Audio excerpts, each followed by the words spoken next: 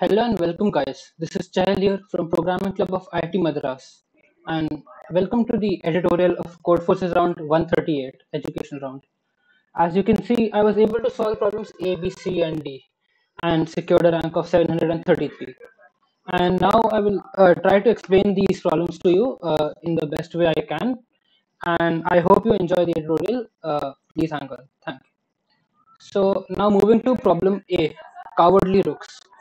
So in this problem, basically you have an n by n chessboard, and there are m rooks placed on it in such a way that no two rooks occupy the same cell and attack each other. So basically, all rooks will be in separate cells, and as they don't attack each other, that means no two rooks are in the same row or column. And as you can see, so basically every row or every column can have only one rook at max. So that means that your value m has to be less than equal to n. And now they're asking if it is possible to move exactly one rook into a different cell so that the two rooks don't attack each other. And so we need to explain that. Uh, so like if we go by the test cases, so the first test case is a 2 by 2 board and you have rooks at 1, 2 and 2, 1. So as you can see, if you move any rook like any rook without loss of generality, so the other rook will go to the row of that rook and then they'll be able to attack each other. However, in the second test case, as you can see, there are three. It's a 3 by 3 board and there's only one rook. So anywhere you move it, it won't be able to attack any other rook. So in a sense, like if you try to simulate it for bigger values, what you'll notice is see, if we have m equal to n, in that case, each and every row will have a rook in it. And so if you move any rook to any other row or column, there will already be a rook in that row or column. And so in that case, we won't have a configuration such that we can move them.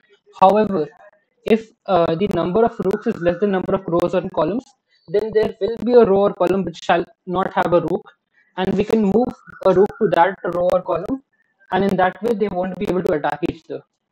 So the basic essence of this code is that like you'll take nm as input, and then like you can take the array as input. Now if m is less than n, this basically implies that m is not equal to n, then you output yes, else you output no. And this in essence is problem A. Now moving on to problem B. So in problem B, we are playing a computer game where we have to kill a big horde of monsters. So there are n monsters standing in the row, numbered 1 to n, and killing the ith monster has health AI, and they have a special ability that gives health BI to their neighbors. So we need to kill them one by one, and it takes exactly 8 seconds to kill a monster with health edge. So we need to minimize the amount of time we take to kill them. So here we'll try to go over the test cases.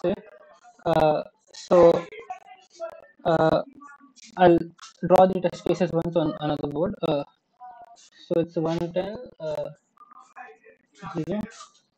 Then we have 100, 100, 100, 1, then 2673 and 3605, and the last one is 1E9, 1E9, 1E9, 1E9.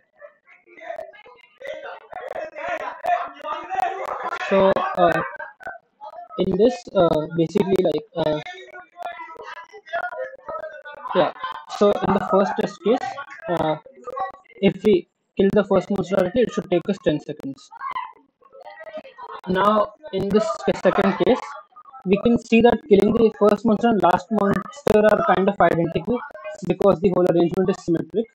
So we'll kill either of them. Let's say we kill the first monster.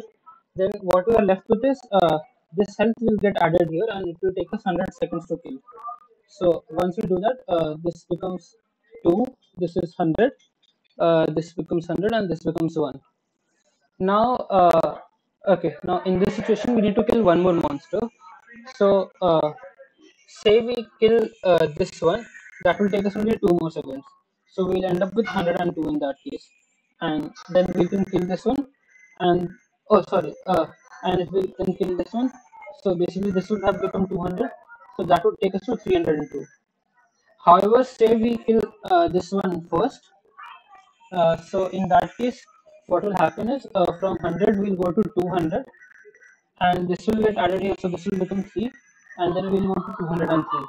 So as you can see, it's better to kill the one with less BI, as that health gets added to the other ones. Now, if we suppose go for this case, so one thing that we can notice is that we need to start killing at the corners, so that because if you kill a corner monster, the health gets added to only one of them, one of its neighbors, and we need to kill off all monsters. So eventually, it's better to kill off corner. So right now, if we see here, so here we can see that BI value is lesser for this one. So we'll kill off this monster. So that will give us a value of 2, and then 3 gets added here, so this becomes 9. Now if we see here, this has a lower BI value, so let's say we kill this. So that will have us 3 more, and 5 gets added here, so this becomes 12. Now killing this is better because it has a lower BI value, so that gets 12, and then we'll just kill this one, which will give us 9. And as you can see, this will sum up to 21 plus 5, 26. And exactly this is the value in this test case. And similarly, in the last test case, either of the monster you kill, the other one will become 2e9, and then the sum will be 3e9. So basically, we need to do off the corners and keep killing till we reach one monster with the highest BI. So one thing you'll notice is in the end, we'll be killing one monster whose BI doesn't get added. For all other monsters, the BI gets added to the other number. So, and the last monster that will be left, as we are killing off the edges one by one, it will have the highest value of BI, because each time we are greedily choosing the lower value of BI. So, in essence, our answer simply becomes sigma AI, because we have to kill off all monsters, plus sigma BI, because the health we are killing off corners, so each time the health gets added only once, minus B max, because we are killing the monster with maximum B last. And in essence, this will give you the answer. And make sure to use long data type in this question, as your values are 1e9 and they can be added to 2 into 10 power 5. So answer can go to up to 1e14. So now if you can see my submission for this, I've done exactly the same thing. I've taken the arrays as input, and then I've added all of AI and all of BI to the answer, and then just I've subtracted the maximum value of B, and I've outputted that, and that works. Now, moving on to problem C. Uh, so here in problem C, Alice and Bob are playing a game where they have been given an array A of size n, and this array has a special thing that the size of the array is maximum 100, and the values of AI are in 1 to n, so they won't exceed 100 anytime. And the game is such that first Alice will play a move, and she'll take out a value that is less than equal to k minus I plus 1, and then Bob adds k minus I plus 1 to an arbitrary element. Alright, so in essence, one thing that you can notice from the problem is that n is very small, only 10 power 2. So even an n cube algorithm will pass the sample. So essentially, you could just brute force the game for all possible values of k, and you'll end up with your answer. However, there's a more efficient approach which is sort of based upon some observations. So I'll go over those observations now. So firstly, let's solve a few test cases. So if you see the first test case, say we play a game with k equal to 1. So Alice can directly take 1, and that works. However, let's say we start with k equal to 2. Now in this case, say in the first round, Alice has to take a value that is less than equal to 2. So Alice takes 2. Now Bob adds 2 to a value. So let's say he adds to any of the ones, that doesn't make a difference. And then Alice will pick the other one. So k equal to 2 also works. However, if we go for k equal to 3, that won't work, because like Alice can't pick up 3 values anyway, because Bob will add a number to them and they'll exceed. Like you can just simulate it. Like say Alice picks up 2 first, so 2 is cut. Then Bob adds 3 to this, so this becomes 4.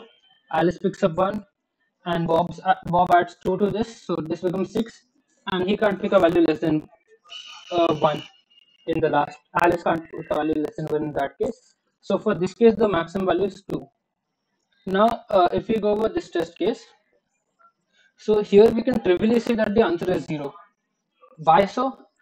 Because if you see in the end, in the last round, Alice has to pick a value less than equal to 1.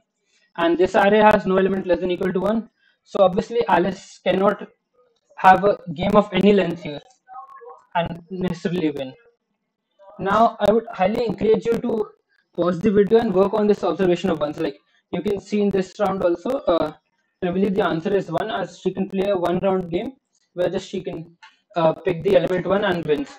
And you can also see that for any test case which is of the form 1a, where a is written 1, the answer will be 0. If you have got an idea, I'll urge you to pause and try to code it yourself. Now, moving to the last test case. So here, say that play a game of round 1 is trivially possible. A game of round 2 will also work out. Like Alice can pick up 1, then Bob will add 2 to 1, it will become 3, and then Alice can pick up one more 1. So that will work out. Now let's say we try to play a game of 3. So in the first round, Alice has to pick a number less than equal to 3.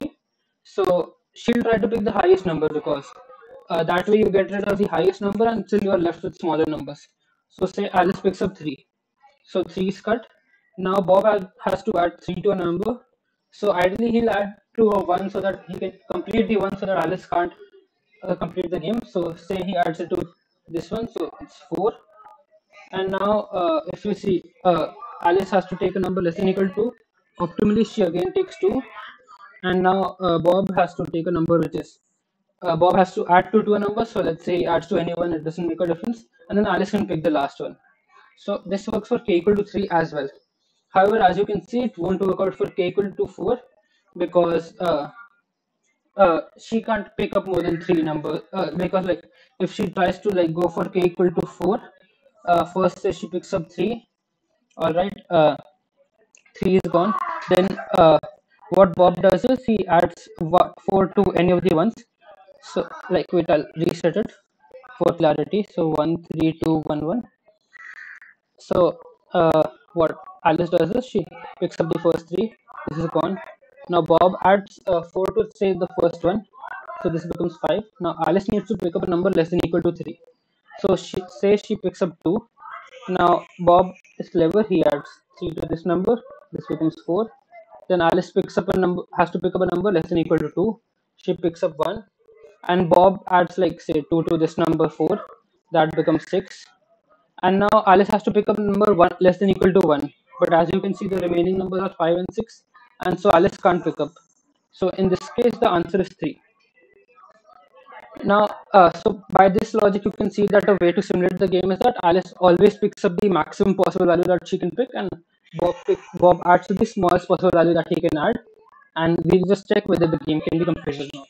This is the brute force approach.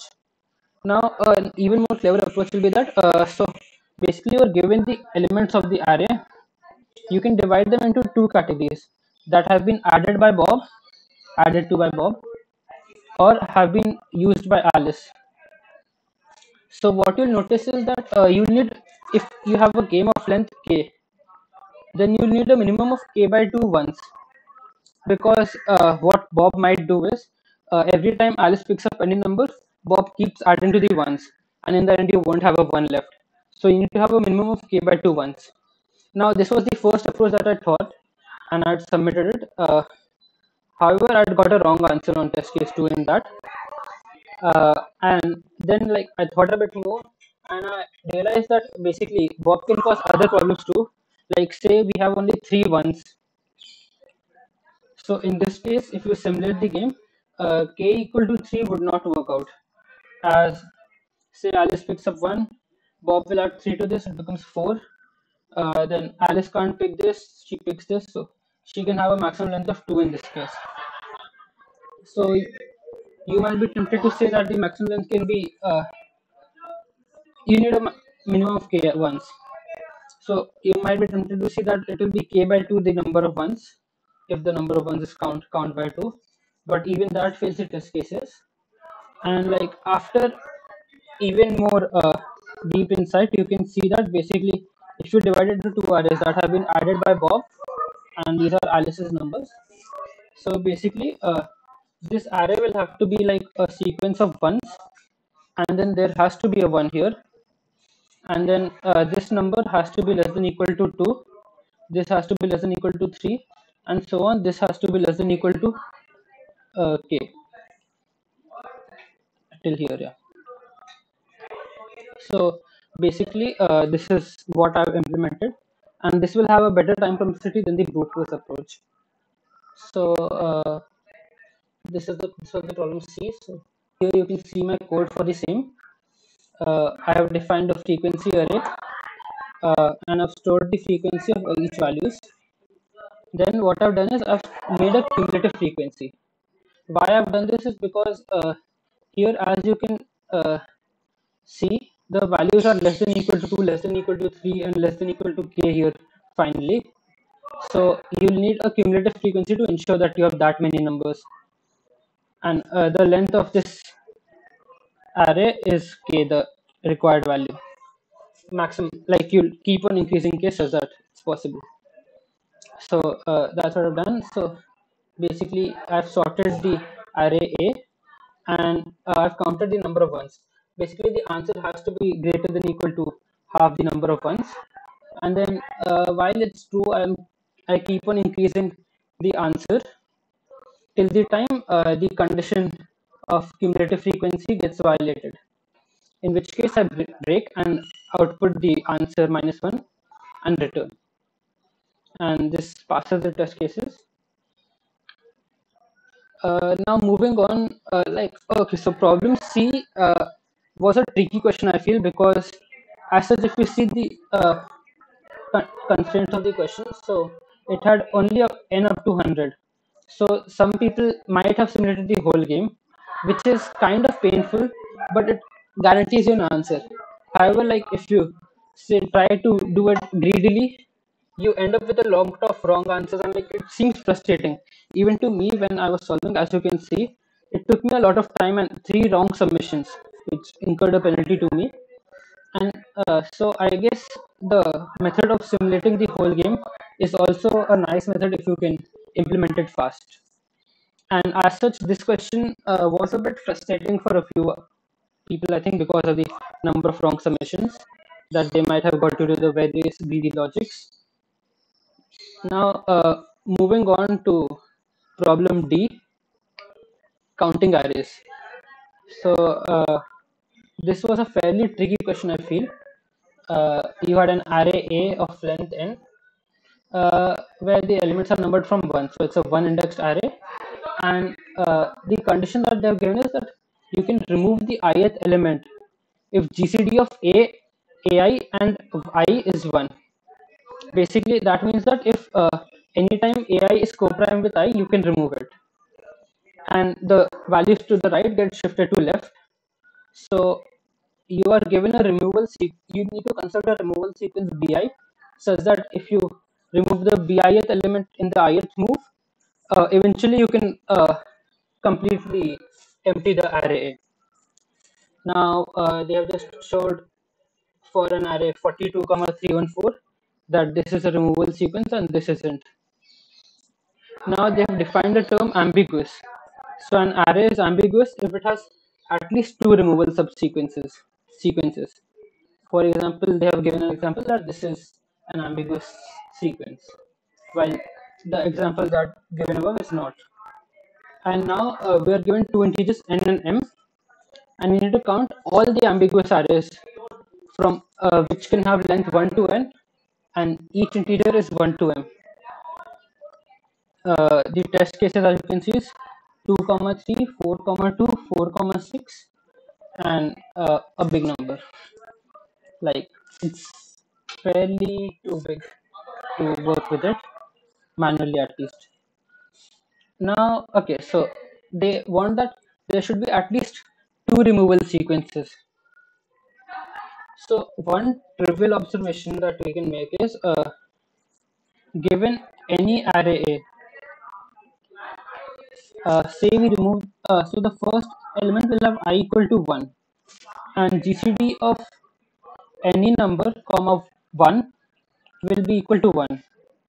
So the fact is that given any array, like any array A, you can always remove the first element.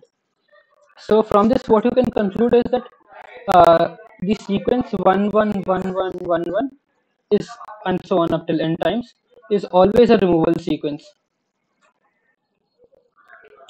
So this means that basically it's basically there exists one trivial removal sequence for any array A, and the problem asks us that there should be at least two removal sequences for the array to be called ambiguous.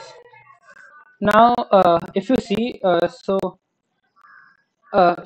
like as you can see, like having the removal sequence, it's better to see if we try to find out the non-ambiguous arrays.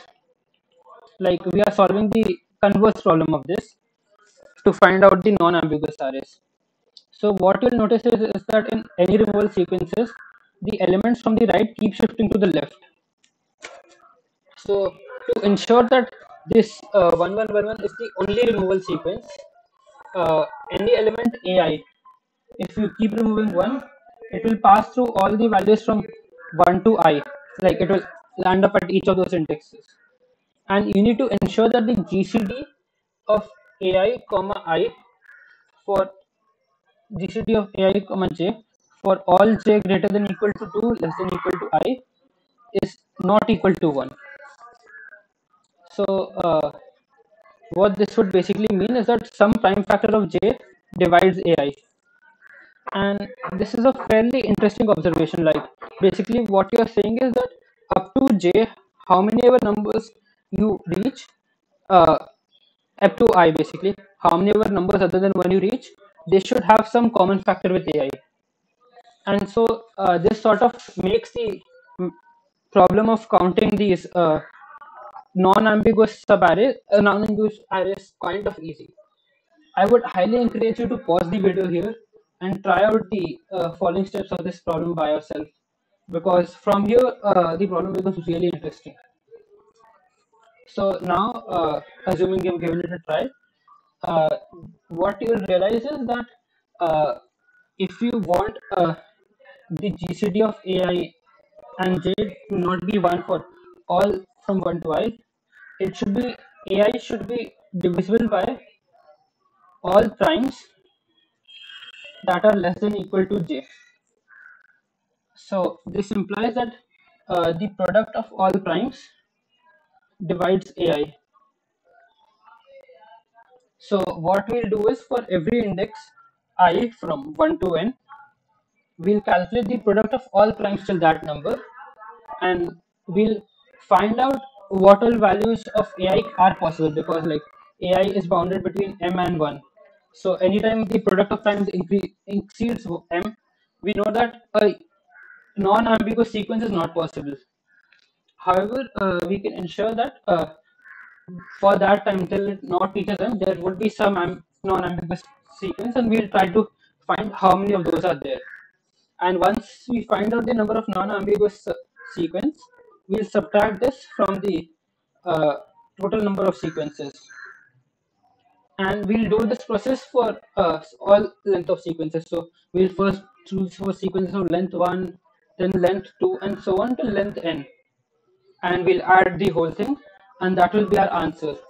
And we'll have to take a mod at each and every step. So I'll try to show you my code, which is basically what I've done. So first I've taken the inputs n and m, then I've pre-computed all the primes up to n using this C method. I highly recommend you to have this code in your templates, because like it really helps when you have to calculate prime. And as you can see, its time complexity is O of n log n, which is really fast. And now I've created an array of LCM. So this is basically actually, like earlier I didn't think that only primes had to be multiplied, rather I was taking the products, but as you can see, I've added the condition of primes. like earlier, actually, see what I didn't have this condition of primes, and I ran on the sample test cases, and it was failing for 4 comma 6, where for manually running I realized that you have to take only primes. And now on taking only primes, you can see that LCM will basically product of all primes till there, and as soon as it increases m, I'm just initializing it to m plus 1 because I don't really want a very high value to be there. And then this we have a variable count, so this will an nf. So count will be the number of possible values of ai. Count of I will be number of possible values of ai, and nf of I will be the number of non-favorable sequences of length I. So as you can see, LCM of 0 will be 1, and NF of 0, non-favorable sequences of length 0, will be M, because like if you have any sequence of length 0, that will always be non-ambiguous, because you can just, there's only one removable sequence, that is 1 in that case.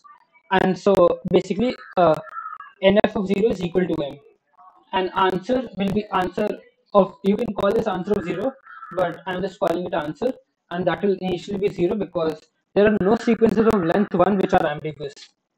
Now looping over this, what I'm doing is, if it's prime, I'm incrementing the like multiplying the LCM by that number, and then if anytime LCM exceeds, I'm initializing it to m plus 1 as I said earlier, and then the count, the number of possible values of ai such that it's divisible by LCM, will be m by LCM, because that's basically the definition of division. And I'm adding a percentage mod there also to make sure there's no overflow. And the number of non-favorable sequences will be the number of non-favorable sequences of I minus 1 length into the possible values of ai. So like if you have any non-favorable sequence that is of length I minus 1, you can just add one element to the end of it and generate another non-favorable sequence. And so that's basically what I've done. A non-favorable sequence is a sequence that is non-ambiguous. And non-ambiguous sequences are those which are divisible by all the LCMs. So this is what this line is doing, calculating the non-favorable sequences.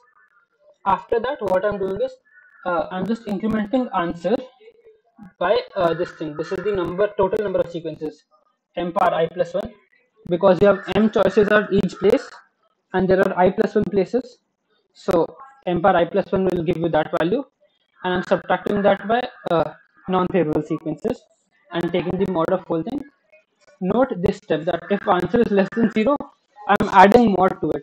This is to ensure that if there's negativity any time, then the mod function doesn't work well and gives you a negative answer. So to counter, to counter that, I have added this condition. And apart from that, I would also recommend you to have this power function in your code, because what it does is it calculates n power k in log of k time. Ideally, like if you go on multiplying n each time, that will take you O of k time, and for big numbers, that is surely not recommended. And that way, this is like sort of binary exponentiation, which is also a very helpful trick. And then finally, I just output answer model, and this is basically all of problem D, and that pretty much sums up this editorial. I hope you enjoyed the video, and if you have any comments, queries, or suggestions, feel free to put in the chat box. I'll try my best to work on them and keep improving. Thank you.